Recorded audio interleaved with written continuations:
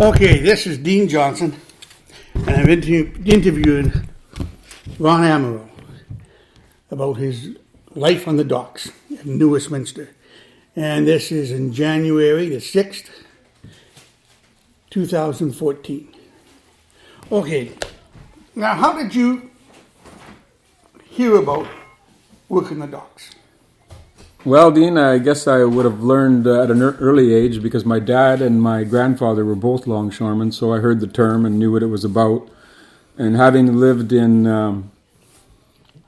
Millardville or Coquitlam for a while, close to Fraser Mills, which at that time the freighters would come up underneath the Patella Bridge and load timbers and Fletchers at the mill, and I would be fishing off the log boom nearby, so I got to see firsthand what was going on down there and sometimes even seeing my dad work there. And after I became of age, I was quite interested in going to the hall and seeing what that was all about. And it pretty well started at an early age, 20 years old, something like that. Tell me about your grandfather. Now, I never knew your grandfather longshore. Do you know any stories about him or what he did? I know these were, they were strong men. They talked about the brute strength of these. His twin brother worked there as well. There was Wilfred and Dan. They worked there in, Wilfred was my grandfather, Dan was my uncle, of course. And they all I remember is that they could lift a lot of lead or a Fletcher or a timber without the use of a PV at times, and learned about their strength like that. Okay. So you were about 20 years old when you started? Yeah, about that. Do you remember your first job? Yeah, the first job would have been, I was dispatched to Fraser Mills, a job at Fraser Mills loading lumber. Close to where your home was. Yeah, it was close to my home. Yeah. Who was the dispatcher at the time? The dispatcher might have been the Bullfrog. The Bullfrog, yeah. Yeah, he was something else. Oh, yeah. He was, I'd go, and you'd see him about 2 o'clock in the afternoon at the Windsor fast asleep. Oh, yeah. He'd go there, have his beer, and fall asleep, and then wake up for the afternoon shift. Dispatch us. Yeah, and he ruled with an iron fist. You pretty well had to listen to what what was told. It was a little different than today. Mm-hmm. Yeah. So, well, anybody that you hang around with when you started? How was it? Another fella, his dad was a longshoreman as well. We went down to the hall together, actually, on our motorcycles that day, and signed up on the same day. He didn't stick it out. He made membership about 20 years after I did, because he was back and forth. Times were tough in the 80s and so on, and he had commitments and had to work and went to the mill and did different things and didn't make membership at an early time, and I did. Thankfully, I did. Mm-hmm. What was his name? Who was this that I Charles Therian. Charles Therian. His dad was Tom Therian. Yeah, I know. Tommy Therian. Yeah. Charles, that's something. And his son Charles, well, they call him Bosco, too. He had a nickname, Bosco. Oh, yeah. I remember that. Yeah, and the old hall. What was the old hall about? The old hall on 10th Street? On 10th Street. Yeah, that's where I started. That building was on the corner there across. There was a liquor store across the street and London Drugs at that time. Mm-hmm. And the old Westminster Market may have even been functioning at that time. Yeah, it was. Yeah, I think it was. Yeah. The Arlington apartments were gone. They had burnt down before I started. Yeah. You remember the old wooden structure there, the Arlington apartments? Yeah, he burned it down and stuff like that. And of course, you remember the Dunsmuir, and my dad was living in there, and he phoned me. He had to jump out the window when the fire started. Yeah. He was on the second floor. Yeah. Tell me about your dad. What was he like? He was a kind of a happy-go-lucky, liked to gamble and drink and chase young girls around. And I remember that as a young fella. My mom and him, they survived by moving into Richmond, BC, and getting a cow and growing fruit trees and being able to feed the family without having to get a check on Thursday. My mom was pretty good that way. She knew what she was doing, but my dad didn't come home all the time. He'd like to gamble and carry on. Yeah, I know. My son, he's like, Dad, did you really? No, I don't even want to talk about it. Yeah, He says, Dad, did you do this? Well, Norm Andreessen's got a big yeah, those stories are hard to avoid. I mean, yeah. Dad, did you really do this? But he says, I don't really want to know. I remember having to, I was waiting in the hall for a job one day, and the dispatcher called for a replacement, and this was about 1:30 in the afternoon. And it was on the car ship, and it was going to finish at 2:30 anyway. But the replacement was for my dad. They were firing him because he came back late, and the foreman wasn't too pleased with the way he came back, the condition he came back in.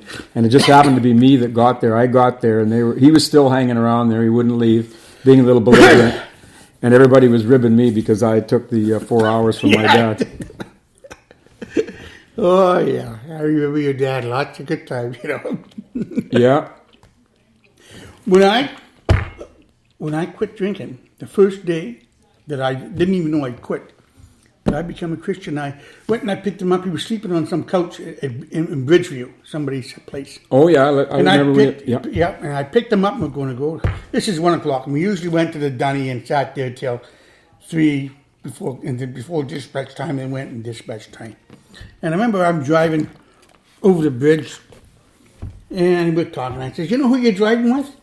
And Leo says, "What do you mean, who I'm driving with?" I said, "You're driving with a brand new Christian." "What?" "Well, I'll buy the first round." Okay. And I drove up to the Dunny, and I didn't know. And he got out and walked. And I'd as soon as eat the dude out of the gutter as go in and have a beer. And from that second on, that was gone. Is that right? That's right, just gone. And I says, "No, Leo, no, I'm not going in. You're going to yourself, okay?" And then what do I do all afternoon? I mean, usually it was the beer, and then I went to the hall. There's nobody at the hall. Yeah. I thought it was a long afternoon waiting for the dispatch. But that was the end of it. That was with your dad. Wow. Yeah. That's something. That's many years ago. It was November the 24th, I think. It was a Saturday, November the 24th. Yeah. Or the 9th or something like that, in November of 74. Well, wasn't one of your first days on the waterfront when you first started as a young fella an interesting day where you... Yes, it was. Where you came up the ladder from down below wherever you were working, and a guy had called you up, and it was my dad, and he gave you $20 and told you to take his car and go to Coquitlam and pick up the family and take them to the P&E. Yeah. Is that true? Yeah, that's true. I remember. I was the young fella you picked up that day, and I was probably 14 years old, and I could not believe that my dad had done this. Mind you, we went along with it, and we had a good few hours at the P&E, and then you had to get back with the car by 5 o'clock. Yeah, you had a station wagon at the time. Station wagon, a 1959 Rambler station wagon that my grandfather had bought for him. Oh. Paid $4,000 for that thing. Yeah, that was it. I remember it wasn't my first day in the beach, but it was. It was near the beginning. Yeah, you were. Because in those days you got a day, then you would go weeks before you got another day, another week. So it was near the beginning, the first. Some of the days were memorable. Some you couldn't remember. Right, some were. And so, when you started till you finished? What was the difference in equipment that you operated, or was there? Well, I guess it was just a lot of the, bending over, picking up the lumber, whether it be 3x9s or smaller stuff. And then when it got into the Fletchers and the timbers, we were learning pretty quick how to use a roller and a couple of PVs to move the timbers up into the position and wing them up.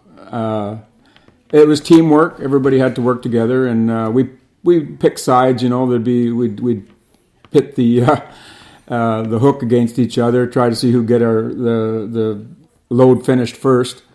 And it was also our dream, I guess, to look up and one day wonder what it was like to run the handles and not have to manhandle the wood to get up there and drive winch or even operate the forklift, which the training programs back then were none. So you kind of just found your way on the machine, whether it was at the lunch hour or coffee break, or you had a little experience because you knew how to drive a car, you knew how to drive a forklift. Well, yeah, that's the way it worked. And there was a lot of rough railroad tracks, and it was a lot of the equipment was pretty shabby. The steam winches, which were not always positive, and so I think we learned under pretty archaic conditions, and we picked it up though. And I actually got involved in the first training program and manual for the first 2 dock gantry cranes that came on the dock there in 1970 in Surrey.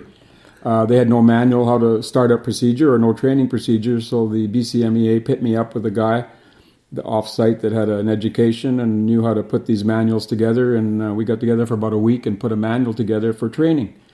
And that was the beginning of the training at Surrey Dock on those cranes. And right now, nowadays, the training is quite elaborate. We have a training facility in Vancouver. The guys go down there and use the simulator and don't wreck so much equipment by using the simulator. Well, how did you start? When you first started, you just sort of took this guy with you and you started to operate the steam winches or the cranes, and he sort of stood there and wrote down what you did, or how did they go? If you're asking about how I started to train people, or how I got trained. No, how you started to train people. They asked me to train these fellas, and they didn't hand me a piece of paper or anything. So I went and bought a little scribbler, a little book. I think I still have it. Wrote the fellas' names in there. And I came up with a plan of marked moves the guys had to make with these container cranes, and I informed them that they were expected to do well, and cans per hour was a big deal, and you'd be under pressure. So I put them under the microscope and used a stopwatch, and I would time each guy and record his progress throughout the weeks that they were with me. And I could soon pick out who was going to do well and who wasn't, and who I had to fail, and so on. Oh, yeah. And some of them the operators are still staying with it. Not many of them shied away. Oh yeah. And did you do any forklift operating? I only did forklift when I couldn't get other work. I didn't really care for it that much. On the clamp machines and the front end loaders, of course, they had it. The Surrey docks unloading the Sawdust cars I didn't care for that, banging around with those things. Yeah. Front end loaders and as fast as you can go. Yeah. They want you to go. Keep that bin full. Yeah, keep it full. Keep the hopper full. Yeah, you're wide open all the time. Yeah. Some of the guys were really good at it. They were required to do so many cars and go home. Mm-hmm. Of course, that kind of work was great for getting off early at noon sometimes on some of them jobs, and the flour and the sacked cargo, the fertilizer. Mm-hmm. Oh, yeah. And I used to have a list here. I was just looking for it, the questions that I was going to ask. But that's good. Now, what type of gear, the changes in the gear you used, were you there when they first had the steam winches? Yes, I operated steam winches. And those were some of the first. And you know what? I think if I was to smell that same steam and that oil, it would bring back memories. And then same as the old, you get in these old hydraulic cranes, that smell of that hydraulic oil, it would bring back memories. But I can think about these things now, but I wish I'd taken a few photographs. Oh, yeah. Because we were on steam winches on logs, and you were actually sitting on it was like an old tin seat, like you see on a tractor, with your foot on the Johnson bar, your arm on the Johnson bar, and your foot on the brake, and you're trying to hold these logs from coming down on your head, and then trying to get them into a hatch where they don't fit, so they're on end. And it was pretty hairy. The steam winches were something else. Yeah, I remember. And even steam swinging sticks. We unloaded cars with a swinging stick, steam operated swinging stick, and sometimes it took 2 operators if the controls were on one side of the hatch and one on the other side of the hatch. Yeah, I tell you. And then after this, how did the other gear come in? Did they just sort of train you on it, or did they just a ship just come in and you had a crane or you had some other type of gear and you had to go up and Yes, some of the training was done right on the job. You know, there was you'd get there and you'd have to say you knew how to run it. You'd done it before once, and that was good enough. Mm-hmm. And that if you operated anything that swung around a little bit, it sure helped, because some of these things like the hammerheads and some of the swinging sticks were pretty wobbly to operate for guys who were a little rough or maybe intoxicated with something. Mm-hmm. It could get a little hairy. We've seen cars drop from these cranes and end up on the ground or in the river. Swinging sticks go up through the other hatch. Oh, yeah. And sometimes it was the equipment failure. You know, we didn't always have the best equipment. Mm-hmm. Did you ever get hurt on the job? Never where I'd been off more than a couple of weeks. Yeah. Oh, yeah. Yeah. Bumps and scrapes. Mm-hmm. But were you around anybody that got hurt? Yes, I've seen a few guys get hurt, but not real bad.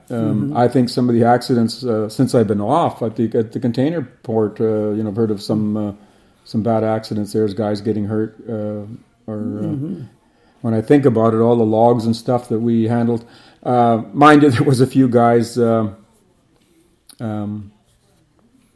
were killed by the forklift going over the edge on a couple of jobs there. Yeah, I wasn't there. I was on the next ship, and Iverson went over. Yeah, on that, and Wilson's dad, Cody Wilson's. I wasn't dad, there for that. But the boom came down on him and screwed him up.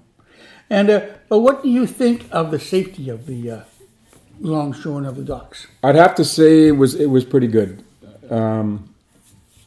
Well, being there that long and not seeing anything drastic happen, you think about what can happen in that area with just flammable materials and then never mind the safety of just working together. Thinking of the big train crash back east with 48 people die in a train crash. I mean, there's some of these accidents that we could have had on the docks that, with fertilizers and so on could have caused explosions. But we always thought about it, but we never worried too much about it. Mm-hmm. We worked with asbestos quite a bit, and I still think about it today, about how much asbestos we were kicking up in those sheds and so on. That's always, I thought about it too. We used to even have snowball fights with asbestos. We did. We threw it around and watch it. We'd look up in the sunlight and you'd see it glittering as it came down. I don't know anybody who got asbestosis. No, I wonder what the deal is with that. I wonder. This sort of makes me wonder about this asbestos scare they all had. Yeah. Because we worked day and night with it, and it was all over the place, and the dust was all over us and everything. Yeah. Today they'd go crazy. Oh yeah, the precautions they take to handle it, it's amazing. Yeah. And now with the car ships, what evolved to the way they drive the car ships up now? We started with the picking up by the wheels. Yes, it was grabs. The grabs. You'd hook it around the wheels, and the ships would be set up to carry cars, but there were a number of decks that had all these beams that had to be moved, and all these wooden boards between the beams had to be taken off by hand, and you have to either slide the beams to a side, and you do maybe 3 to 4 decks, and it would take quite some time, and you'd only have 300 cars or 250 cars on the ship, and it would be a lot of men. There'd be quite a few men in each hatch, unlashing and moving the beams and so on. So it was quite a process, and there was a lot of damage. I'll never forget when the first, it was called the Canada Maru, the first car ship that came into number 2 berth, and it was a roll-on, roll-off ship where they put the ramp down, and of course there was the issue of who was going to get paid for putting the ramp down, and we'd get observers or guys paid for that. Yeah. And we checked to see if the ramp was safe for the cars to come off, and you'd have to watch the tide, of course, and but you'd get off 2,000 cars sometimes in 4 hours, and it was working pretty good. Did you ever work in an elevator ship? Yes, the elevator ships, they were slow. Ding dong on the elevator, yeah. And it was cold. Tell us about that. Well, it was so darn slow. The elevators would need an operator to push the button, and a guy to open the door, and the decks would be Oh, there'd probably be 7 or 8 decks on an elevator ship, and I think it took a couple of days to get an elevator ship done because of the slowness of the elevator itself. And sometimes it'd be the odd accident where a guy would drive into the elevator and end up on top of the elevator. I've seen that happen a couple of times. Yeah. I'd drive right down there. It was Kish drove down. Yeah. Right down to the bottom. And so did Eichhorst. He drove in there.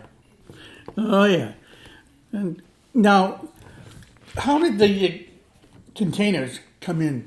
How did they start, in your experience, with no containers to where it is now? We were starting to see a few containers that were sitting on deck.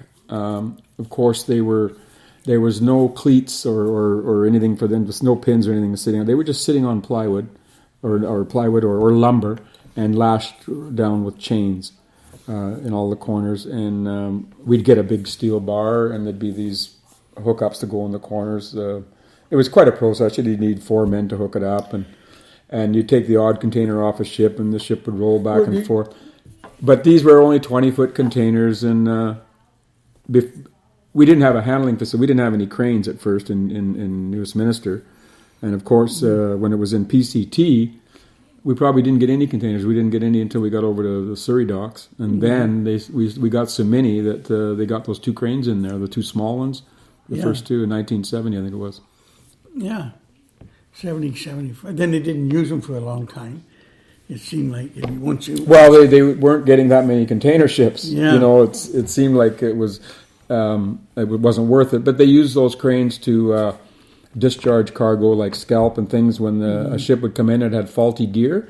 And rather than hire the crews to get the gear repaired, or whoever was getting the marine companies to get out there, they just hired the crane for a few hours, and they got pretty good production from the container cranes, just using them to lift general cargo, steel and so on. Mm-hmm. Now, I don't know if you were around. Yeah, you might have been at West Shore when you had that big fire, Fraser Surrey Dock fire. Yeah, I wasn't working that day, but I do remember how much damage and how that fire started. How did it start? I believe that a fella who was working on the dock that time. His name was Rowley. I'm trying to remember his last name, but nice fella. He was doing a little bit of torch work on some blacktop near one of the sliding garage doors, and apparently his torch, the flame went under the door a little bit, and there was a lot of this little rolls, little fluffs of pulp, because there was a lot of pulp dust from the machines driving around in there, and it's scraping the pulp off the pulp bales, and you can imagine it was like blotter material, very dry and so on. His torch ignited some of that, and I think he sensed that there was a fire, and so when they opened the door, the wind blew it towards the pulp and all the rest of these fines that were around, and it created a blowtorch effect and started pretty quick. And of course, there was about $20 million worth of cargo in that shed when that happened, and that was quite a few years ago. So the loss of the shed and the cargo was probably in excess of $20 million. Oh yeah, well boy, yeah. I remember I was coming back from, I forget where it was, from Vancouver, and I come on a SkyTrain and I saw the whole dock ablaze. Yeah, right? yeah. And that was sort of interesting. Do you remember when there was a customs agent at PCT dock and a steam engine on that dock? PCT, am I just imagining it? There was a steam engine there, and it was the smallest complete railroad in the world. Was it? Yes. I know it was pretty short, but it had a steam engine. It had cars and a caboose, and it had a switch, and it even had its own turntable. Turn it around. Oh, that's right. There was a turntable in there. Yeah, turntable. It was. I remember getting my foot caught on the tracks there one time, and I could see the light on that train coming. And if I hadn't had enough dubbing on my boot, I don't think I could have got it out of there in time. Oh boy, that would have been something. Yeah, that train was something. The old steam engine and the smoke going and stuff, you know. Yeah. And our luncheon was right above it. Yeah. Where they parked it at night. Yeah, that's right too. The old lunchroom up there. Yeah, I don't know whatever happened to that engine. That little. Do you remember when they brought the lead cars from Trail? Yeah. And there was such a small amount of lead because it was such a heavy product. It was lead ore, and the ship would come in there and take maybe 2,200 tons of lead ore, but it was the problem of getting it up there onto the ship, those skinny little belts, and using the big front end loader called the Huff, I think it was, and loading that little bin. And I remember it was so valuable that they'd have us shovel out the ends of the cars. There was a little bit left there. You'd have to shovel it out and put it in the Great All, and they'd take the time to get that stuff out of there. So it was probably worth something. What I remember is they would give us these big bars, and the bin would be plug up, you know. Oh, right. Bin, and we had to. That's right. It would plug up. Stand up there. Yeah. And do you think breathing in that lead, that poor operator up there in that shed, because it was a covered shed, you know, and the exhaust from the machine, and then the lead blowing up. They didn't. The dust. I don't know if those operators made it to retirement. If you really want to know, I don't know. I don't remember. I think those operators got sick and didn't make it to retirement. Well, it was a horrible environment in those sheds. It was a horrible environment, but the trouble was, we didn't know it was that. We didn't know. No, I put a mask on once in a while, one of those white masks, but you sweat behind that thing. You take it off, and what the heck, you know? And it was. I don't think people really knew, any of the union people. Well, we never had people come in and test. We didn't. We didn't call them on it. No, we just. We had other issues. Yeah, other issues, and we didn't. And that was something. And now, with what type of cargoes did you work on? Well, it was mostly lumber and. Now, what type of lumber did you do, and what was the best lumber? We loaded a lot of package lumber with the electric winches, cranes. We even worked in Vancouver. We'd go to Vancouver and work at Linterm, and in the 80s, we'd work lumber over there. And then they got the Ro-Ro ships, and it was lumber on those ships too. There'd be a lot of canned pineapple and stuff, but generally it was lumber, whether it be in log form or lumber form. Mm-hmm. Did you ever work the pad ships? Yes, I did a bit. What was it like working the pad ships? I didn't care for it. It was kind of noisy, working in a confined space. It was cold in there. There was always the fans running, and it was hard to hear people talking and yelling because the machines were running. And I didn't care for the pad ships. Maybe they were quite efficient for getting a load on and off. It seemed like they were moving a lot of cargo. They'd have a lot of spills too, though. You get a lot of... What did you usually do in the pad? Were you with a forklift or you with the... I tried it all. I preferred to just lay the stickers down once in a while and let somebody else drive the machines, but on the pad ship, I didn't care for that one. Okay. And what other type of different ships did they have that come into New Westminster? Well, the pad ship did have a couple cranes mounted on the front of it, and we'd load a few cans with that, so I operated those electric cranes on the pad ship. And... they had cattle ship come into Surrey a few times, and they had Sawdust ship come in there. I worked the Sawdust ships. They had a tower for loading sawdust. It was all done by... Tell us about these tower, this Sawdust and this... The tower structure? Yeah. Well, it was a pipe. It was the whole enchilada, from the start to the finish. Yeah. From where it comes in to got on the hatch of the ship. How did it do that? Well, first the trucks would come into the Surrey docks, and they'd drive them onto a ramp, where they'd press a button and a hydraulic arm would lift that truck up and it would dump that truck out. And they'd have a pile of sawdust there that they could deal with a front-end loader or a cat and pile it up. And when it came time for the correct ship to come in and pick that cargo up, they'd be using the front-end loaders and filling a hopper, and it would send the material, the sawdust mixed with air, through a pipe, probably about 18 inches in diameter, or maybe 20 inches in diameter, or something like that, and blow it up a long pipe onto the deck of the ship, over the deck of the ship, and down into the hatch. And the end of the pipe would have a bit of a spout on it, so they could turn the product where they wanted to squirt it into one corner. There, you couldn't pile it all in one corner, so it was pretty archaic the way they were able to force the sawdust into the corners of the ship and load it without causing too many problems with ballast. But the man who oversaw that was called the tower operator, and he was up a ladder, it was probably 60, 70 feet up, and sitting in a little room with a heater in it and a windshield wiper, and it was rocking back and forth, of course, because the pipe was attached to this tower, the pipe with the air in it and the sawdust, and it would be blowing sawdust at an irregular rate, shaking it back and forth, so it constantly rocked. We did have that tower checked for safety at that time because we knew something that rocked that much must have problems from time to time. We never did have an accident with that tower, but it was a shaky job, and we loaded a lot of ships. There was one particular ship, the Eaton Gloria, that came in there continually for years. In fact, I remember when Bobby Nichols lost his watch in the Sawdust. That watch was picked up in Japan, and he got his watch back. I can't remember the whole detail of the story, but he actually went through the trouble of because he knew whereabouts it was on this ship, and they watched for it. I guess they got metal detectors. They don't want metal in the Sawdust, and they got his watch back. I can't say you had that story. I'm not making that up either, Jim. Hey, Wally. Now, I'm at West Shore, and Wally, it always never liked me. And I never knew why. Wally Klein? No, Wally. Finnegan? No, not Finnegan. Another. McIntyre? No, Wally was a Rolly. Oh, Rolly. But he never, so one time, he comes to West Shore for, like spare on my crew, and I was sitting there, I said, okay, what have I done to you? That you, for years, and this is, 20 years or something, you haven't liked me. You've just been... Yeah. What's your and problem? He said, he says, you don't know. I says, no, you do too. I says, no. Well, what had happened, he told me, and I remembered when he told me.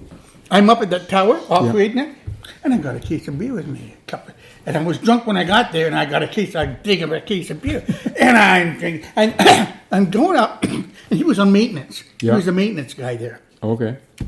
And we're moving hatches, and it jammed on me. So I had to radio down, come on, send somebody up to fix it, whatever it is. Yeah. And I know that I'm drinking beer, I gotta take a piss. And I go out there, and I'm pissing, and he's coming up the ladder. He's halfway up. No way. I got him all. And then he went down and he went home. And I'm wondering what's going on here. But hey, he never mentioned it to me till finally so you didn't know. And I apologized up and down. But can you imagine that poor guy? Oh, and man. he thought that I did it on purpose. Well, no wonder he hated you. Yeah. Yeah. And he always, and I knew that, he just said. That's terrible. Terrible. But it's funny. What can he do? He stuck me on the ladder, 60 feet up.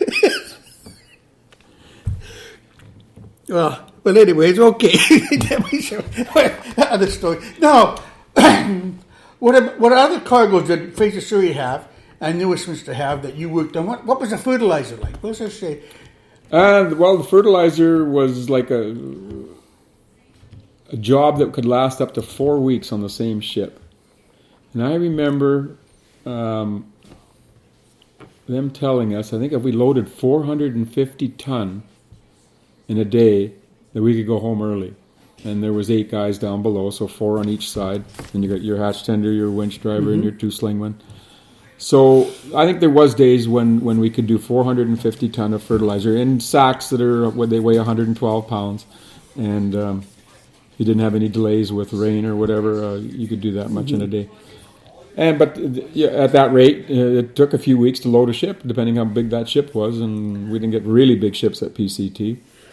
How did you load it? Was the pellet comes down? It's on a pellet. Yeah, and I believe there was about 36 bags on a load, okay. All crisscrossed on there, so they don't come off. They're all loaded bulkhead style. How did you get that into the wing? We used a little thing called a dolly, and we built a runway with 1-inch thick plywood using the heavy boards or pallets. These pallets made a great base for building a runway. After you got your pallets all lined up and going into the corner, which could be a 60-foot run, maybe a 50-foot run into the corner of the ship and under the floor above you.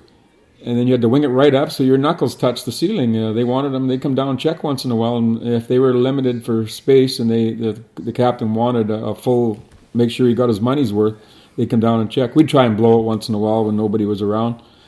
But we'd run this cart. You'd land a load right on the cart. And the cart was quite a heavy cart. You could put 2 or 3 tons on this cart, no problem. And it had steel wheels with a little rubber around the outside edge. And you'd drive it, had a big handle on it. You'd pull it into the corner and discharge it, take all the sacks, the 36 bags off the cart, and stack them up in the corner and push the cart back out, and the slings would come down. You'd hook up the board and go get another load. So that's how they did it. That's how we did the sacks. The fertilizer was a monotonous job, but it was a good job for 3-4 weeks. You got 3-4 weeks of pay. Yeah. Yeah, that was good. And usually nobody wanted to bump you off that job. No. And was flour the same way? Flour was pretty well the same way. Yeah, we discharged the flour from the box cars, and a lot of the guys who were in good shape could finish that job at 11 o'clock in the morning, get paid till 5. That's what happened to me one time, and it was the shortest day I had in my life. I worked there, and I was usually you're pretty tired. And at 11 o'clock we finished. I drove home. I laid down on the couch. The next thing I knew, it was early in the next morning. Yeah. What was the use to? Yeah, some of the guys, it was pretty hard on them. They're trying to keep up with the 3 or 4 guys that could really go, and they'd have a slow guy with them, and the slow guy, it was torture. It was torture. I was a slow guy. I hadn't done it. I did that. Oh, that was something. Now, with lead, how did you guys do lead? Hand stove lead. Oh, the hand stove lead. Well, they brought if you were in the hold of the ship, the lead would come down, a sling load of lead, and the bars, if it was zinc, I think they were flat. They were flatter, looked like a wafer, and the bars of lead were long rectangle things with almost like little handles on the end. They weighed about 112 pounds each. And there'd be a stack of those bars come down. The forklift would pick it up and move it to the corner. And most of the time the forklift could stow it. Some of the times we'd have to stow the lead by hand. Or I remember unloading a product called nickel matty. It was like a rock substance. It was quite heavy, and it came in rock form. It was just laying in the bottom of the ship, and they'd send down a big steel pan that you could load it up. Probably put 2,000 pounds of material in there just by hand, throwing it in like rock, and discharging nickel matty. We did that quite a bit. Mm-hmm. What was the worst job down there? Do you remember? Hides. Tell us about hides. Why was it so bad? Well, the hides, if the weather was, if it was hot and steamy and so on, they can be a little runny. You know, they are animal hides, and there's juice that comes from them, and if you're not into that kind of thing, you know, some guys who go hunting and that, they probably could care less, but other guys were a little picky, you know, and would constantly say hides was the worst job. So I tend to believe them. I went on the hides and I didn't like it either. Mm-hmm. Yeah, I'd have to say hides. Yeah. And what was your best job that you liked, that you sort of? Well, I guess operating the winch. I liked operating winch. That's the same with me. Yeah. That was the best job for me. That was it. It was a little different when you got to West Shore because there wasn't any winches, but at West Shore it was reclaiming coal, picking coal up. Mm-hmm. But operating winch was a good job. Was there any, we'll say, parties on board while people were working? Well, you know, we did use the engine room to dry our clothes out when we were wet, and we go into the crew's mess and not always eat with them, but we'd have our lunches in there, and so you get all the smells of their cooks and so on. And it was always interesting to see the interreaction of the crew and the longshoremen.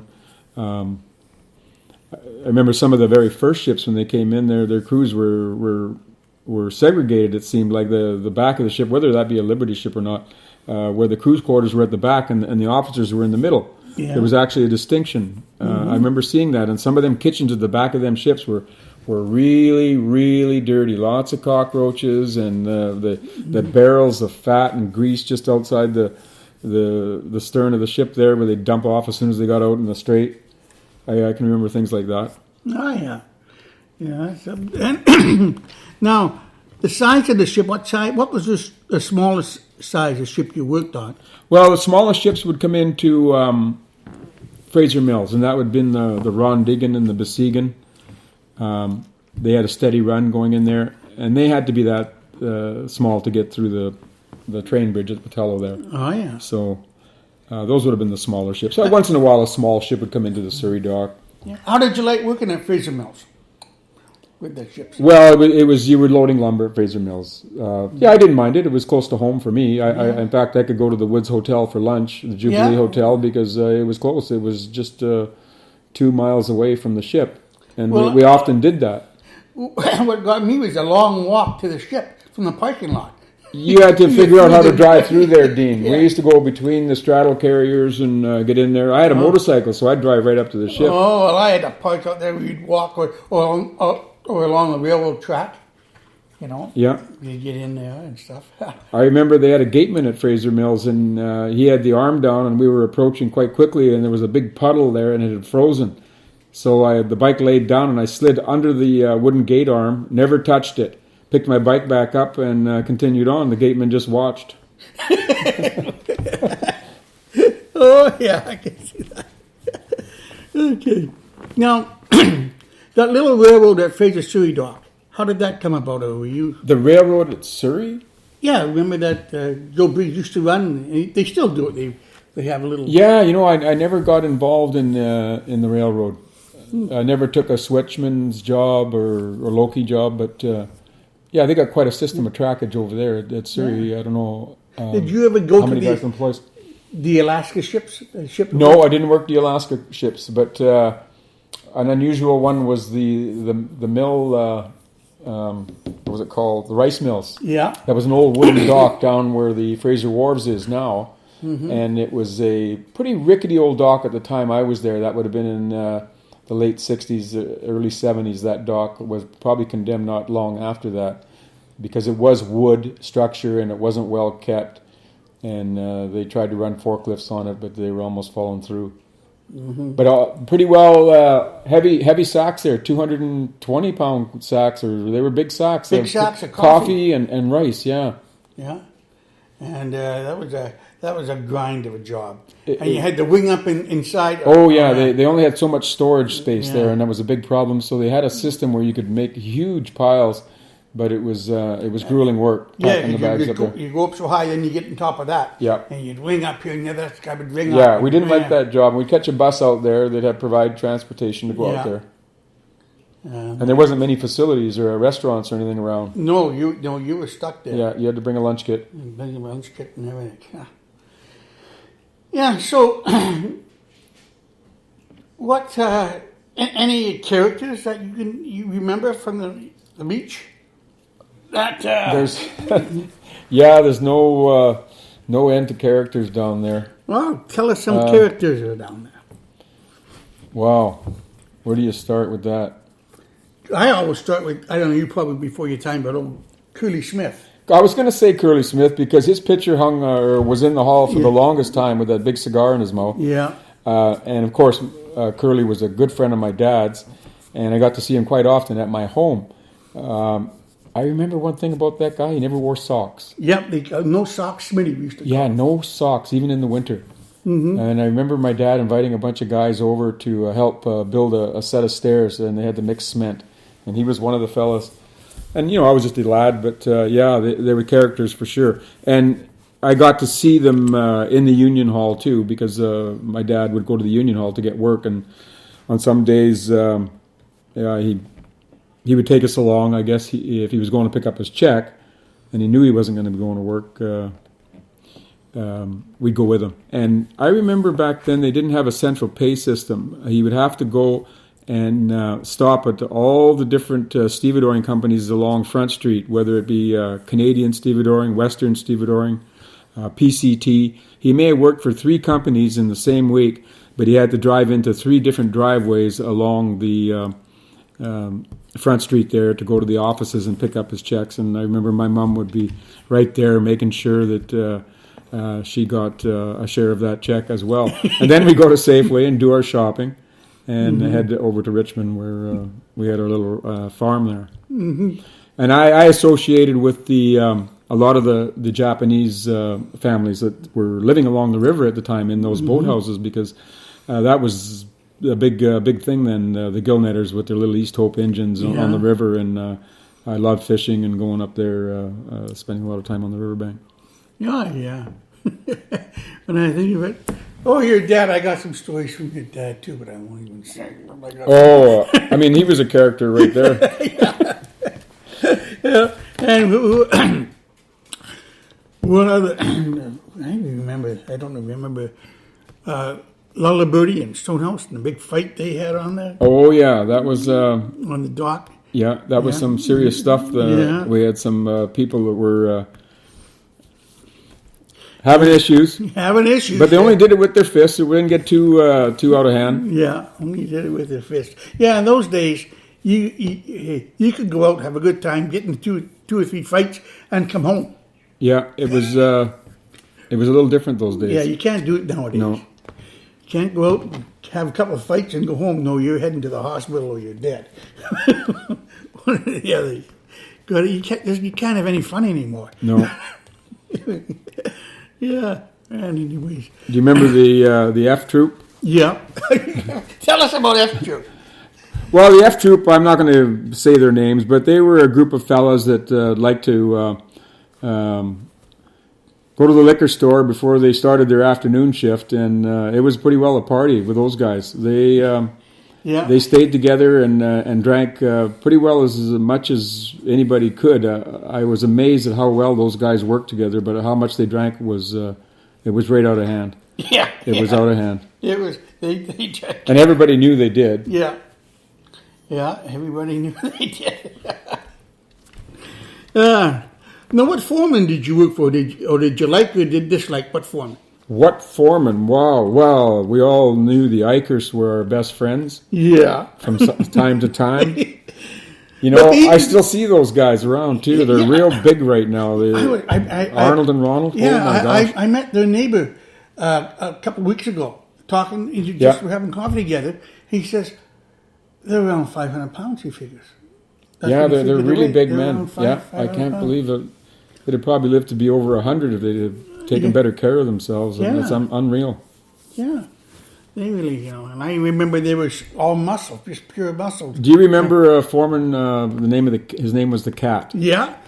Ken Lamoran. Ken Lamoran, yeah. Yeah, he was very agile, and he had a black belt in karate.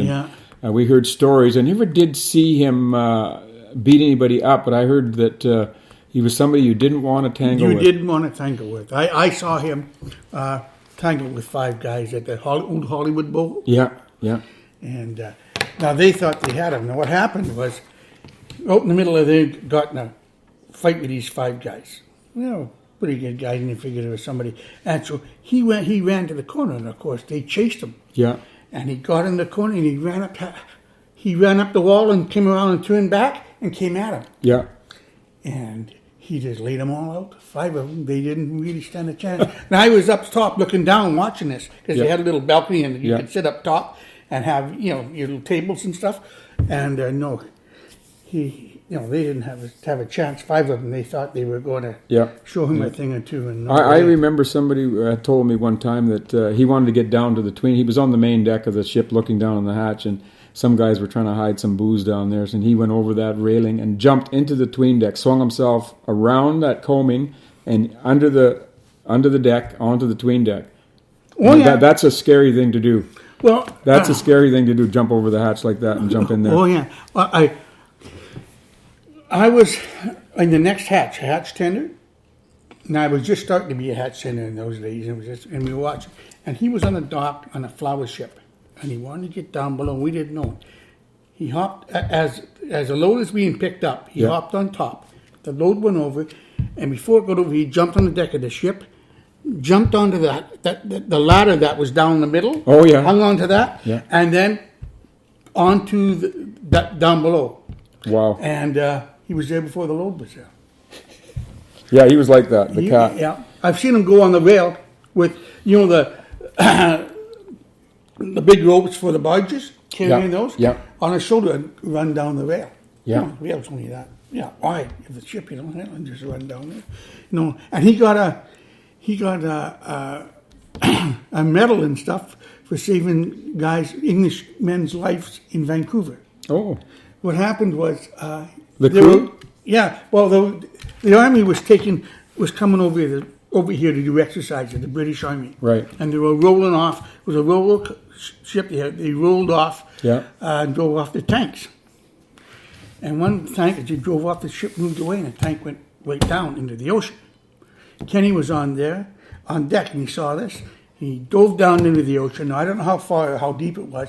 Dove down there, got into the tank, and pulled the driver out and up. Yeah, that's the Saved kind of his thing life. he could do. If he hadn't been there, And, that wouldn't have happened. It wouldn't have happened. And he got a medal for that. And he got, Oh, okay. yeah, Kenny Lammer Yeah. did that. And so, but I don't know how deep he went down. I don't know how deep Yeah. it was, but he went in there anyways and got him out. Yeah, and there was there was quite a few guys that were. He was Well, no. he became a superintendent after that. Yeah. And I remember he come around wearing a suit, and he had just started his superintendent's job. And my dad was operating a swinging stick, and he was trying to put a load of steel out on a scow, and he swung it around so far that the auxiliary handle for the hydraulic came in contact with the boom. Oh, And he broke the handle, so now this hydraulic winch is not operable, and it's hanging out over the scow, this big swinging stick, and they brought the dock gantry over top of it with a sling hanging down, and they had to get somebody to shinny out on there and wrap the sling around the end of the boom so they could pick it up off of the broken handle and secure it. And Ken Lamoran went out there in his suit and shimmied out all the way to the end, wrapped that sling around that boom, and they got it safely off. yeah. Yeah. The last time I saw Kenny, I think he's dead now. He died. He is, yeah. Was at Calder State Golf Course. He owned half of that, 50% of that golf Oh, course. really? Yeah. Yeah. And he was up there, and I was meeting my wife for playing golf, and we saw him there, and we got Yeah. talking, and he said, this is 50% of this, and that's what he does in his retirement. Look after, Yeah, he was a good fellow. Good guy to work for.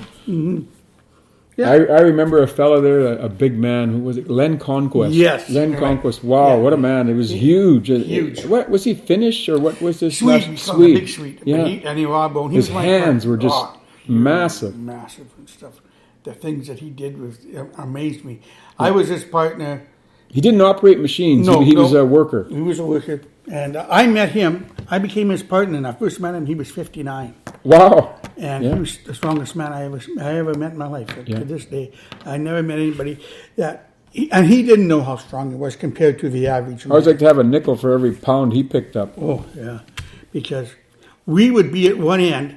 I used to Fletcher, ringing Yeah. out Fletchers. Fletchers. Now you take three of us would pull our end up and hold it. Yeah. And he'd be at the other end by himself. Yeah. Pick it up and put it in, and he'd do that from 8 o'clock in the morning till 4:30. Up and cover up, boys. Hey, do it the same every day. The strength that he had compared to and Ted Phillips, was strong, but Ted Phillips was, was no match. There was Yeah. no comparison. Yeah. Ted Phillips was strong for the average guy. He was a strong guy. He was. Yeah, he was built like a little fire hydrant. Yeah. Well, he wasn't little. He was. No. He was. But He was pretty sturdy. pretty sturdy. But when it comes to strength, Len was something else. Now, what made you decide to go to West Shore? Well, it was 24 years of working off the boards, where you don't have a schedule. Like you're kind of freelancing. You're going to the hall on the shift that you want to work, day by day, or sometimes you get called back, of course. But for 24 years, I did it and didn't regret it. I liked it, but I was starting to yearn for something more stable. Where you had days off and you were going to take those days off, because we didn't always take a lot of time off before. We would say, we only worked 4 hours today, so I had an easy day. But at West Shore, when you had your days off, you'd get quite a few days off, and I saw the guys were enjoying that. And went out there. And, of course, the other part of it was being near the ocean. I had a boat, and the fishing was great out there, and operating equipment was always my thing to do, so it all worked out for me. It was a great move, and never regretted that. Although when I got hired at West Shore, it was only about 6 weeks after I got started that they had their first and only layoff ever. So I got laid off, but got hired, probably, I guess less than 2 years later again. And they gave me the same seniority I would have had I stayed, had they not let us go at that time. So that was fair. Yeah. I know that I think Hank Olsema got $40,000 at that time, and then came to the hall and worked, even after the big bonus. But that's the way it worked. He just happened to be one of the lucky guys. Yeah. Well, him and Shabodi. Jerry Shabodi? Yeah. He did pretty good too. He did $40,000-$50,000 worth. He did it too. But we all got laid off, and it was just a bit of a slow time. It wasn't a big deal. There was lots of work at the hall, so it wasn't a big detriment to the guys. Well, the reason the guys got paid is because of that layoff. The way they got their wages as of today, even because what happened, they said you're going to have to share the jobs. They wanted people to work only 3 days. Or work a week, but only get paid for 3 and stuff like that. Job share to keep these guys going. We're also going to lay them off. And we came back. We talked. He says, "No." Says, "We're not going to have a job share, and we're not going to reduce our wages. Yeah. If there's one longshoreman working, he's working for a decent wage. Yeah. Now you can lay off everybody. We don't care. Yeah. But that's what's going to happen. So they laid you guys off. Mm-hmm. But if we'd have said, "Oh no, we don't want to," we wouldn't be making the wages we have now. Well, we were lucky in that respect that we had 2 employers to work with different contract times and so on, so we could play it back and forth. It was highly beneficial for us to have the 2 separate contracts, West Shore and the BCMEA, to take care of our members. Because in some industries, when it's one employer and you're off work, you're not working. That's it. You're standing by the barrel. Mm-hmm. And some of these people will be on strike for a long time. Yeah. We had it really, our generation, the group of people that we all went up with, look back on it, we had it pretty good. We had it pretty good, both sides. Yeah. And we had a good life. Yeah, it was easy to resolve some of the disputes. Yeah. And we seemed to trust each other more. Yeah, we did. And we made enough money that, hey, my wife didn't have to work. I mean, if she wanted to, okay. I lived good. We had, things were good. Yeah. Nowadays, people, since I'm retired, I was in sort of almost like an island where you don't meet very many people that are longshoremen, Right.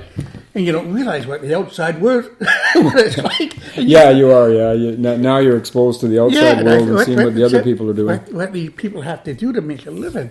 Yeah. Boy, So I figure, I look back on it and I figure I was pretty privileged. I would say we both were, and a lot of others. It's been a great place to work for sure. Yeah. Mm-hmm. Yeah. And what else? So when you retired, before you retired, was there any, did you get involved with any social activities? With the union or with West Shore, with a group of guys, or did you play ball or anything like that? No, I didn't. I don't golf, and but I did go to all the Christmas parties, and of course we took our grandkids to some of the Christmas parties as well. And that's what I got to know. Can grandkids go to the Christmas party? Yes, I think they can. I think my wife, Carol, took the grandkids a couple of years ago. Okay, I'm going to take my... That's the West Shore. No, that was the BCMEA one. Yeah, the West Shore what I'm talking about, because I've got a grandchild that's 5 years old, and I got one now that's not quite a year. Yeah. And I'm wondering if later on I can take them. I'm going to have to find that out, whether we can take them to the... Yeah, other than that, I didn't get too involved in the social scene. I do like fishing with some of the guys that we worked with at West Shore. We'd go out to Bamfield, take our boats out there, and spend a week fishing together. Yeah. Now, you and Andy Bob. Dave Bob, yeah. Dave Bob, because Bob is his dad. And his dad was a winch operator. Yeah. And he had a hair lip. Yep. And he was very hard to understand sometimes. And you didn't want to touch his lunch. He got very angry. Yeah. Now, how did you two get together? Well, Dave and I went to school together. Okay. We met at school, Como Lake High School in Coquitlam. And it didn't take long to figure out that both our dads knew each other as well as longshoremen. Mm-hmm. Yeah, so Dave and I hung out. He bought a motorcycle, and so did I. So we'd go to the dispatch together. We both married girls from Millardville, and we're both still married to them 46 years later. 46 years, yeah. My wife worked in the cannery in New Westminster, right by the Patella Bridge. She got 90 cents an hour canning peas. Yeah, that was my first job. And I'd be fishing underneath the mill for sturgeon with my sturgeon rod. That was my first job. It was the BC Canneries. Oh, was it? Peas. Oh. I was about, I guess, 15 or something like that. Is that right? And, Well, Carol said she was working there when she was 14 or something. I was 15 or 14 and I went Yeah. there. They never asked you your age when I was She said she saw a mouse go along the belt. Oh, yeah, you see mouse and stuff like that. And I think she worked at the cordage plant too, yeah. Pacific Veneer, when that plywood plant was there. No, I never There was did a that. cordage, and Seagram's that was there. Well, I worked there at that, and then I decided, no. Then I hitchhiked all over the country after that. Went down. I went to Prince Rupert. Prince Rupert was the first time I longshored. Oh, was it? Yeah. Okay. And I You went. should have stayed there. Do you remember the Augustine Coal Company Yes. down by the Patella Bridge? Yeah. I remember. Did Longshoreman load coal there? I don't know. I wasn't involved in that, but I can still remember a large pile of coal there, and also a large pile of oyster shells. Yes. But no, we weren't involved in that. And the same with that, the ship that was on the east side of the south side of Fraser River, but east side of Batuta Bridge. Oh, that was a steel, or It was some type of a ship that would come into like salt. oh no, gypsum. Gypsum. Yeah. We didn't have that, and I don't know the reason behind it or anything else, but I know that we never. Yeah, we didn't get that. Because it was a self-loading and self-unloading. Something like that. We didn't lose a lot of jobs over No, it. it didn't require anybody, just a crew just to take it out this big conveyor belt. Yeah, but was it a deep sea vessel? But wonder where it went to. I don't remember. It was big enough to go deep sea. It of course, was, but I don't know whether it was coastwise or deep sea. I don't know. That's one thing we just didn't have. Did you ever work at the elevator? Yes. Yeah, we used to. Yeah, load the vessel up part way, and then they'd send a bunch of men down below and a few pallets of burlap sacks and some shovels, and you'd fill up the sacks with the wheat and stack them in the corner. Now, I guess this was for stability or something. Yeah, it was. Yeah. So they wouldn't know. It was archaic, and you were standing up to your waist Yeah. in wheat. Yeah, I didn't like that at all. And wheat dust wasn't good for your lungs either. And the foreman would count you as you went down. Yeah, because there was so much dust when they were pouring the wheat. Yeah. So they didn't. So when they come out, they said, "Okay, there's this many guys come out." Yeah. I'd take a bucket full home for our chickens. Oh yeah. They loved it. Yeah. What else was good now? And The old elevator. yeah, the old elevator. That was it. Well, I don't know. I think that anything else that you can think of? Any? Oh, there's probably so much more, eh? Yeah, there is. So much more stories. Now, were you steady in a gang at all? Yeah, the gang system was still around at that time. It was dying.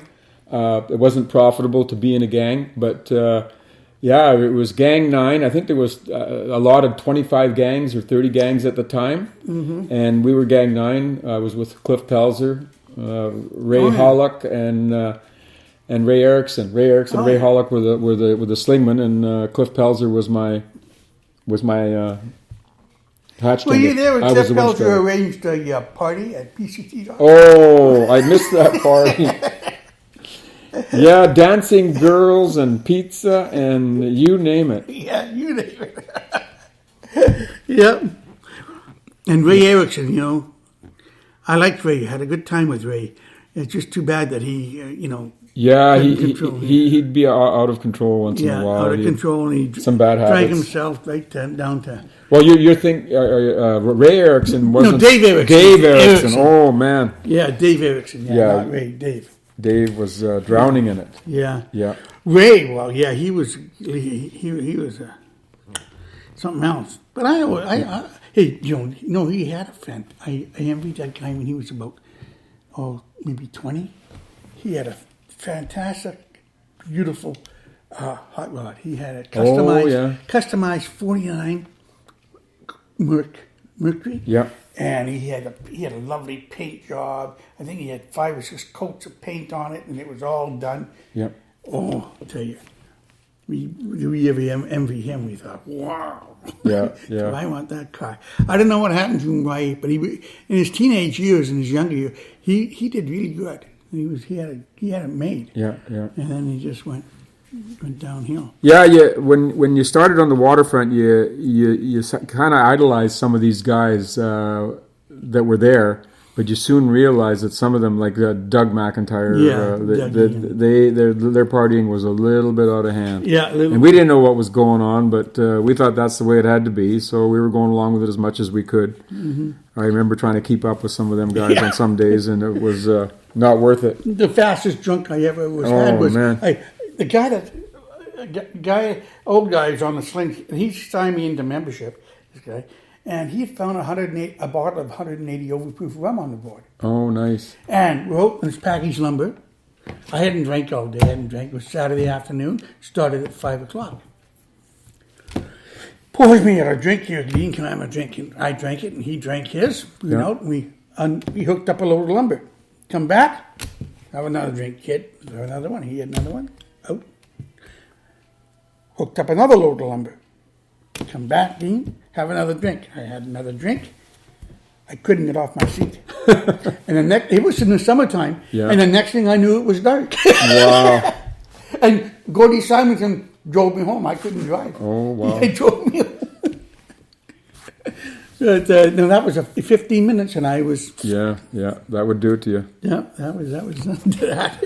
I remember my uncle, Blackie, Norman Amero. Mm-hmm. He was coming off day shift. It was in the wintertime, and I had bought a Mickey of Southern Comfort, and we were waiting for the men to come down the ladder on the ship there up at Overseas number 10.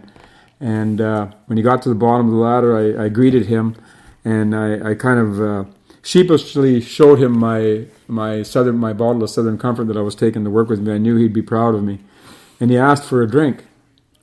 So I took the lid off of it and handed it to him, and he tipped it up and finished it off, and then handed it back to me. It was nothing left. He drank it, and then he drove to Millardville where he lived. He was noted for that. Oh yes, he was noted for I learned it. You do not pass him the bottle. Yeah, you pass him the end of the bottle, and you don't expect it back. Yeah, because he was. Those guys there. That another thing that the guys that had been through the Second World War. And the Korean War. Keith Burton and those guys were tough guys. Those guys, we never, as kids... And they held a bit of a grudge, too. Yeah, we never, oh yeah, against the Japs they did. They did. Oh yeah. But we never messed around with those guys. Yeah, I felt the energy there when they were on those ships with some of the crews. They didn't like it at all. No. Some of the Japanese or... No. What's it? What's your name? Mulvaney was sitting there, and the Japanese crew come around, and he said something in Japanese to him, and they left. He never saw the rest of the day. Is that right? Yeah. Whatever he said, nah, I'll tell you. But he said something to him in Japanese. Len Mulvaney, I remember him. Yeah, Len Mulvaney, and that was it. Yeah. They left. They didn't come around the hatch. They didn't see him on deck. They stayed inside. And and I remember Mulvaney one time. There was a foreman. Some foreman was trying to get him to work because Mulvaney wasn't working. He was drinking and not working. And he said, "Come on, Mulvaney, get to work." And the Mulvaney says, "Look at," he said, "for 5 years, Japanese with bayonets tried to make me work, and they couldn't. You think you can?" Oh man! Foreman just okay. Yeah. Okay. Is there anything else? Yeah. That's... You want to talk about? Well, another thing that they're interested. Was there any discrimination? Did you experience, or did you have anybody that was discrimination on dogs? Amongst the workers? Yes. There was East Indians. There was Natives. There was different nationalities. I didn't see any or feel any that in my working time. It's a little different now, but I've retired now. But there seems to be a split between the East Indian group, the Brown boys, and the rest of the guys. That's what I'm noticing. Yeah. as I was retiring. I didn't notice any of that and as I'm working, I didn't notice Yeah. any discrimination at all. But then then we went to West Shore and there was nothing at West Shore. Well, so Jack Singh was Yeah. was one of the only East Indians in the unit. Well, really, if you work for West Shore, you work for Jack Singh. Yeah, That was your saying. he was no Len Conquest. No, he was the opposite. No, but he was fun to play cards with. Yeah. and I actually liked working with the guy once in a yeah, while because of the stories and so on. Yeah. Oh yeah, the stories he came up with. Yeah, and the excuses he had for Yeah. not for when, to try to get him out of that lunchroom. Right. Oh my God! I remember we're sitting there playing cards, and I took the laugh. We're sitting there, and the guy at the dumper, said, "Look at, it was on 42." So he radioed in. To Jack, he says, "Hey, I'm good for the night. Don't bother getting me for lunch. I'm okay." Yeah, Jack's sitting there, okay. And I think it was Bobby Allen before he went Foreman. yeah. Comes in there and Jack Singh says, "Bobby, can you do me a favor, one? I'm going to go to Stacker 42, relieve him for lunch. When he just drop in the dumper and relieve him." Bobby says, "Sure, I'll do that for you, Jack." Yeah. Thank you. And he left it. We're playing cards and Jack just never missed a deal. Oh yeah, that's the way he was. Yeah. How he got away with it though, Oh, yeah. I don't know. Well, I don't know. I His guess nature. Just nature. Yeah, this is nature. I don't know. We all just, that was just Jack Singh. If he didn't do it, there was something wrong. Yeah, there's something wrong with him. Yeah. Okay.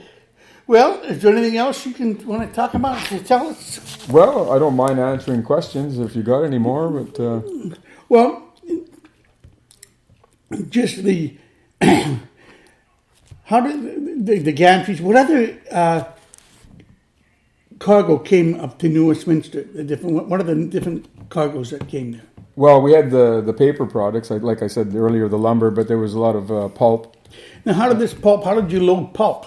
Pulp came in big white bundles, 450-pound bundles that were quite often wired together to make a huge bundle that didn't have to be broken, but it could be loaded with a crane. But when they were in the 450-pound form, they were pretty well manhandled. A lot of these bundles, the 450-pound bundles, were manhandled with a dolly cart, and pushed onto the confined spaces of some of the smaller ships, and stowed that way. It proved that the pulp industry had to be more efficient, so we were soon loading it in 20-ton lifts, putting it into big square hatches that it was easy to manage. But the early days, you were loading these bundles of pulp by hand using a little wooden tool called a spud. I think we had to move them around, or even a PV sometimes to pry them into a tight spot. And paper, there was rolls of paper. I remember loading paper. For newspapers, for newsprint, going different parts of the world. Some of the ships would come in, and in the early days, in the 60s, we had 3 ships that would ply the Pacific Islands, the Thor ships, the Thor's Guard, the Thor Isle, and those ships would come in. We'd send out Coleman stoves, and they'd send products from those islands up here. Mm-hmm. The ships didn't have very big loading capacity, and lots of small decks with light gear. Remember, we had to use gun tackle to lift a forklift aboard just to do the work on board. The ships didn't have very strong lifting mechanisms on them, if you could say that. Yeah. Yeah, and did you ever work the tanks?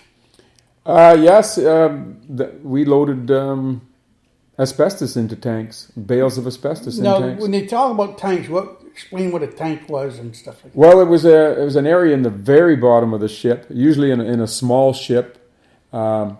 The tanks would have been probably, or could be used to carry liquids, whether just used for water or other things, because they were easily sealed. They had a special lid on them, a very small opening, and it was hard to get the loads into the tank sometimes, and the air in there was a bit stagnant. There was all rusty on the walls in there because of dampness. But they'd find it profitable to stow some stuff in there. You'd get a few hundred bales in there, and and then close the tanks up and move up to the next deck where the air was a little cleaner. Yeah, they didn't have anything about dead airspace then. No, we didn't have those the blowers like they have now. Nothing like that. And I was just going to think of something else to ask you about those. We had salt ships coming in U.S. Minister for a Well, long tell us period about of time. that. Salt ships. Yeah, these ships would bring salt. I think it was from South America.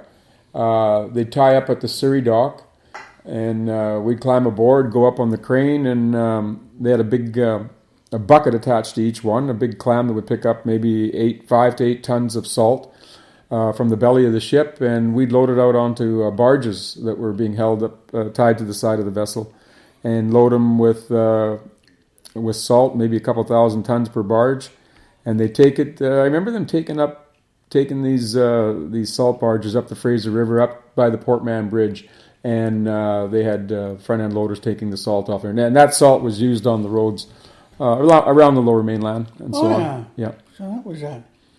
That was a good job for. It didn't employ a lot of men down in the hatch until it came to the very end. They'd put a front end loader down there to clean up the little bit of salt that was left in the belly of the ship. But mainly, it just employed a crane operator. And Did you ever have sulfur? Worked sulfur? no, I don't remember Bulk working sulfur. down there, huh? And what else? Hey, lead concentrate. Well, the lead concentrate we talked about earlier Yeah. about those sheds and how they. Yeah, but on board ship, how did they go aboard ship now? Once the conveyor was positioned over the hatch, they could move the conveyor a little bit on the dock. It had some archaic wheels, little steel wheels, or they weren't small, maybe 2 feet in diameter, but they were steel wheels, and they would actually slide sideways even on the dock. I remember the forklifts would be trying to push these conveyors around on the dock, and they'd be hanging up in the railroad tracks because the dock was pretty uneven. And they also were able to move the ships by moving the lines on the ships to get them from hatch to hatch for loading. But it wasn't a lot. It didn't last a long time loading lead like that. No, it was proper. pretty inefficient as far as Yeah. I can remember. Where it wasn't. And what other cargoes came into New Westminster? Did you have any general cargo come in there at any time? There was a bit of general cargo, of course. Stuff in boxes at Christmas time, and one of the things that we looked forward to was the oranges when they came in, the mandarin oranges. We'd sometimes get 3 orange ships in a row come into the port, and everybody had oranges, of course. And then there'd be the apple ships, and these ships had cooling systems on board, reefers, I guess they call them. Some of the ships even had freezers on board. We'd load. We'd be discharging meat from Australia, I think. A lot of frozen products. At one time, PCT had the biggest and the best ice plant on the west coast of British Columbia. The one at PCT there. Did you ever work in the freezers? Yes, I did. I worked with a fella by the name of Ike Holsema. Mm-hmm. Ike Holsema was kind of the. He was Hank's old man. Yeah, he was the lead guy down there. Not that he was a foreman or anything, but he was the go-to guy. He knew all the ins and outs of the freezer system there. I remember fishing boats would come up and get ice. And get ice from that place, and of course there was anything from frozen strawberries to beef and turkeys and fish. Yeah, there was lots of stuff in those. Did you ever load the trucks at PCT from the freezers? I remember loading the odd truck, not a lot, but I may have loaded a couple trucks. Yeah, and they'd go either going or coming from Alberta. Some of these guys, I think it was going to Alberta.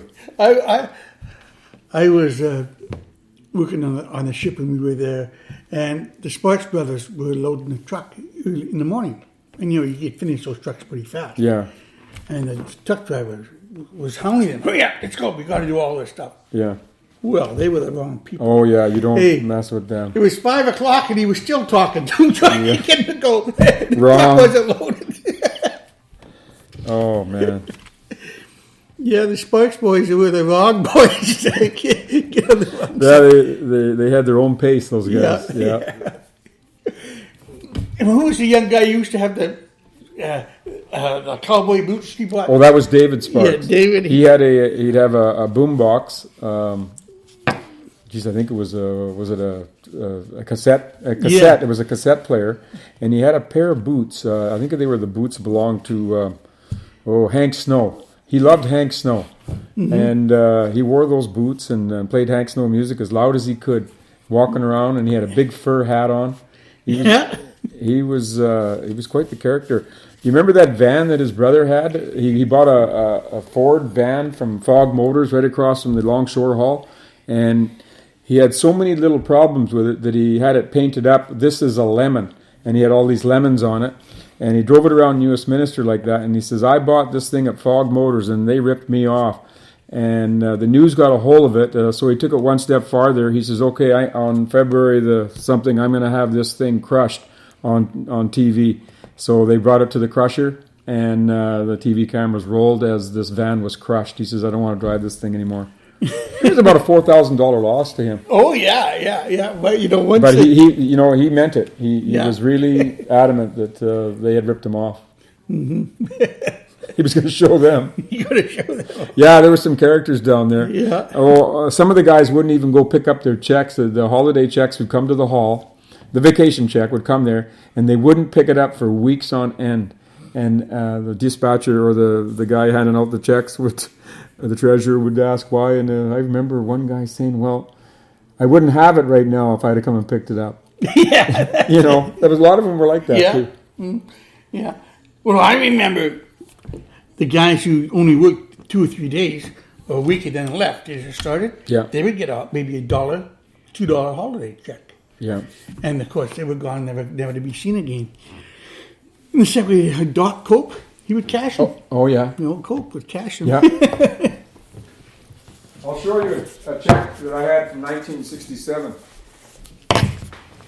Look at this old check here. Oh, check in 1967. Yeah. Boy. You're rolling on 24/7/17, eh? 388 straight time. 67. When I started, and I thought it was really good, $2.94 an hour. Yeah, $2.94. That contract, Dean, had just gone out, and the new $3.88 an hour was the least that I had worked for. Yeah. Well, there's my net pay for a week. It was $109.02 there. Boy. And that was for 1, 2, 3, 4, 5, 2, 7, and 1, 4 for 3.5 days. Well, no, 4 days, yeah. 4 days and 1 hour at overtime. Yeah. So that's something. That's to make my motorcycle payment and put some food on the table. Oh, that was good money. That's what got me going. Now, I started there and I didn't even know what the pay is, never asked. And I'd worked before at the Royal Columbian newspaper. Yeah. And worked 5 days straight, sometimes 6 or 7, and cleared maybe $45. Yeah. Because you're getting it.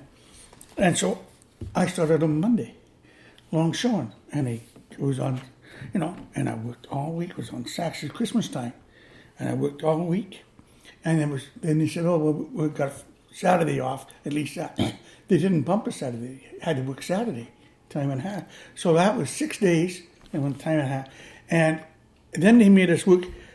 We had to work, like I say, an extra hour here and an extra hour there during that week. And I remember I cleared $120. Well, that was it. If those sacks weren't heavy, there was nothing. That was it. That was it. Yeah. It was pretty convincing. Yeah. But then after Christmas, there was no work.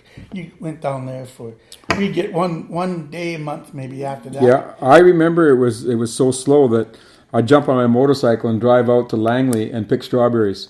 Between the morning dispatch, if we didn't get a job, we'd go out to Langley, pick strawberries, get paid for picking strawberries, and then head back for the afternoon dispatch. Yeah. One day I got a speeding ticket on the bike, so it wasn't very profitable. I soon quit that. But anyways, that's what so the first year, like it was 62, I didn't hardly make didn't make enough hours for any pensionable years or hours or anything. It just wasn't anything like that. You had to be 63 before I made enough, because there was just no work there. And I'm glad I was living at home when I was 16, 17. Yeah. Didn't matter to me. I could tell my mom and dad I'm going to work. Well, there's no work today. Going down, I'll try, Yeah. And if there was no work, we hopped in my car and went around and picked up the girls going to school at the bus stop. I had a good time all day. Oh, yeah. Dropped them off and came back for the afternoon dispatch. Yeah.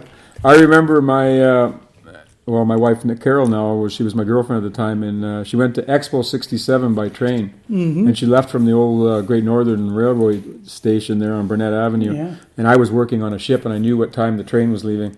And I asked the foreman if I could leave for half an hour, take off my motorcycle, go down to the train station, say goodbye to her. And he asked me who I was, and he says, "Oh, you're Leo's boy." Yeah, you can go. So he let me go to the train station and see Carol off for Expo 67. Mm-hmm. Came back and went right back to work. Oh, yeah. Your old man, everybody knew him, and that's why when you think of it, he got away with a lot. Well, you got away with more if you remember, son. Yeah. You seem to, if you had some pull down there. Mm-hmm. But you remember Leo really, he got away with a lot, partying and everything else, and and the foreman cut him a lot of slack. Yeah, they did. Mm-hmm. They actually cut him a lot of slack. I saw that. Yeah. Well, I'm going to have to go. All right, Dean, it's been Unless there's something else that you can think of. That's all I can think of for now, but it's been a great conversation. You should frame that check. Yes, I'm going to Put it in a Yep. yeah. Because, your grandkids... I show my daughter's longshoring, and my son now are longshoring too, so they're fourth generation. Yeah. My son and his wife are longshoring. Yeah, I worked with your son for a little while. Shane. Yeah.